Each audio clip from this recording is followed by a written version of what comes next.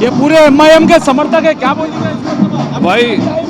अमित शाह कोई भी आ जाओ, यहाँ पे सीधा मंजलिस का अल्हम्दुलिल्लाह काफ़ी सारा डेवलपमेंट है हमारे पास और हम और डेवलपमेंट चाहते हैं एमआईएम की तरफ से। हमारे जितने भी इश्यूज है पूरे सॉल्व हो। यहाँ हमेशा मजलिस आती है और मजलिस को वोट डालते हम, तो अमित शाह को ले लेके आन दो। अमित शाह आन दो, मोदी आन दो, अकबर साहब और असद साहब भी जीती है। यहाँ पे असद साहब भी जीते हैं। अगर हम योगी भी नहीं जीतता है, माया भी है, माया खाली पतंग। हैदराबाद संसदीय क्षेत्र के लाल दरवाजा क्षेत्र में देश के गृह मंत्री अमित शाह प्रवेश किए और हैदराबाद से भाजपा के महिला प्रत्याशी के लिए रैली की और जनता से भाजपा को वोट देने की अपील भी की। इस रैली में भीड़ नहीं जुटी, जबकि असदुद्दीन अवैसी की रैली के मुकाबले में ये रैली फेल नजर आई, क्योंकि असदुद्दीन अवैसी जब चार मीनार से रैली की थी तो भारी भीड़ उमड़ी थी और अवैसी को सभी वर्ग के लोग आशीर्वाद प्राप्त भी कर रहे थे। लेकिन अमित शाह की इस रैली में भीड़ ही नहीं जुटी।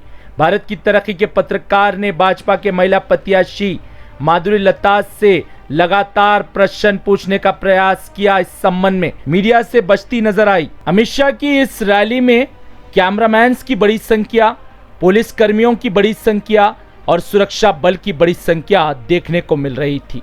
भीड़ बेहद ही कम थी। अमित शाह की इस रैली में सबसे ज्यादा कैमरामैनों की बड़ी संख्या थी। ऐसा लग रहा था कि ये चुनावी रैली नहीं, एक शादी हो रही है। इतने कैमरामैन की बड़ी संख्या थी और यही बताने का प्रयास किया जा रहा था कि इस रैली में भारी भीड़ उमड़ी है। लेकिन सच तो यह है कि इस रैली में भीड़ ही नहीं थी, क्योंकि भारत की तरक्की के कैमरे ने सभी विजुअल्स अपने कैमरे में रिकॉर्ड किया। देश के गृह मंत्री अमित शाह यहां पर सिर्फ 20 मिनट का समय दिए। अमित शाह भी जानते हैं यहां से एआईएमआईएम की जीत होने वाली है, क्योंकि हाल ही में देश के गृह मंत्री अमित शाह ने अपने भाषण में कहा था तेलंगाना में सत्ता परिवर्तन होने के कारण एमआईएम का प्रभाव कम हो जाएगा। हमने ऐसा सोचा था, लेकिन ऐसा कुछ नहीं हुआ। सत्ता परिवर्तन हुआ, लेकिन एआईएमआईएम का प्रभाव अभी बढ़ गया है। बता दें, देश के गृह मंत्री अमित शाह लाल दरवाजा मंदिर से जो रैली शुरू की, इस मंदिर के लिए अकबरुद्दीन अवैसी ने सरकार से करोड़ों रुपया स्वीकृत करवाया था। इस मंदिर की चौड़ीकरण और सुंदरीकरण के कार्यों के लिए। इसके साथ ही अकबरुद्दीन अवैसी ने हिंदू समुदाय के लिए कल्याण मंडपम के निर्माण कार्यों के लिए भी बजट स्वीकृत करवाया था। संभावना है कि ये कार्य जल्दी समाप्त भी हो जाएंगे। इस क्षेत्र में देश के गृह मंत्री अमित शाह प्रवेश करने से पहले ही क्षेत्र के अधिकतर दुकानें बंद दिखाई दिए। अमित शाह का स्वागत तो दूर, दुकानें ही बंद हो गई। अब इससे ऐसा लग रहा है कि हैदराबाद में भाजपा की पेंच बुरी तरीके से फंस गई है। बीजेपी की राह बेहद ही मुश्किल, बीजेपी की जमानत भी बचना बेहद ही मुश्किल दिख रहा है। ये क्षेत्र हिंदू बहुल क्षेत्र है, उसके बावजूद भी अमित शाह की रैली में भीड़ जुट नहीं पाई।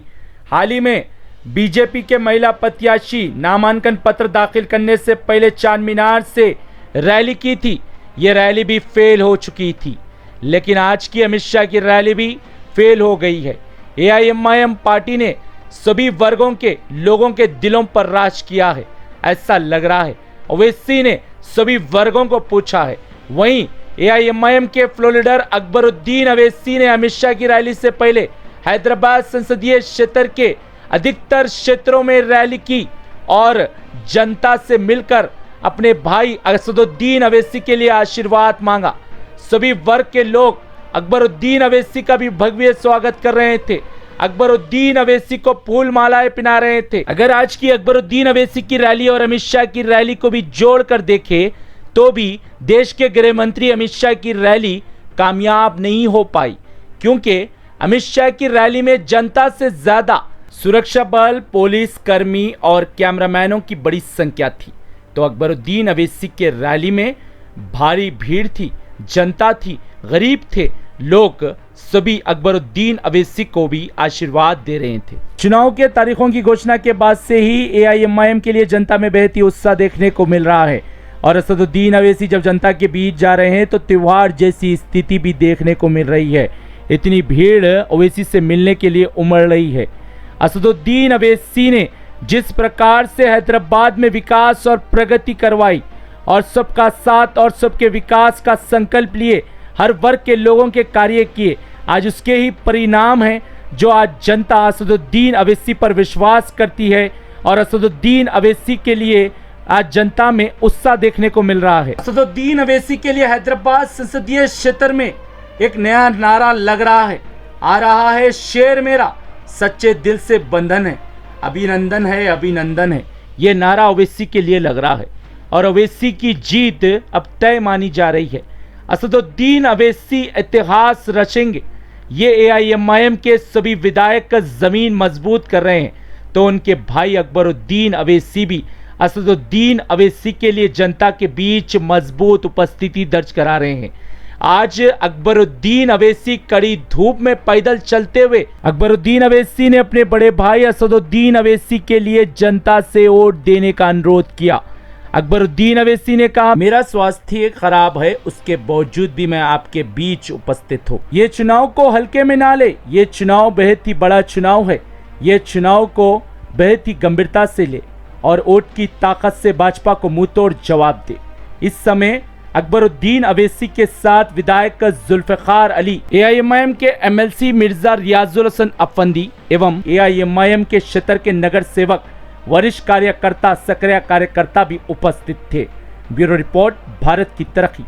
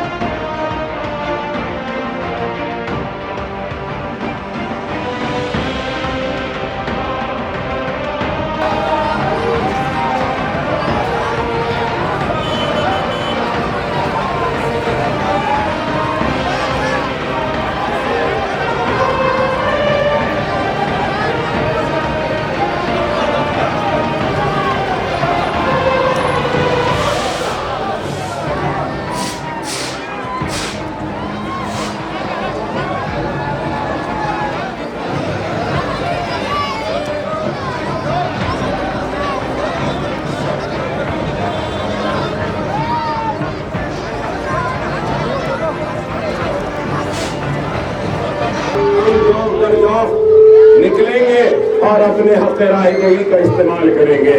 मैं ये बात इसलिए कह रहा हूँ क्योंकि एक एक वोट हमारा अहम है, और इस बात को याद रखिए कि खतरे खतरे से दरिया बनता है और दरिया से समंदर। अगर एक खतरा ये सोच ले कि मेरे एक खतरे से टपकने से क्या होगा, कुछ फर्क नहीं होगा, तो मैं ये कहना चाहूंगा कि एक एक खतरे की भी अहमियत होती है। आपको याद दिलाऊं कि यहाँ बुजुर्ग हैं, सालारे मोहतरम पार्लियामेंट में थे और वाजपेयी हुकूमत एक वोट से गिरी थी, और वो एक वोट हमारा अपना था। तो इसलिए एक एक वोट की अहमियत होती है। मैं आपसे अदबन दरखास्त करने आया हूँ।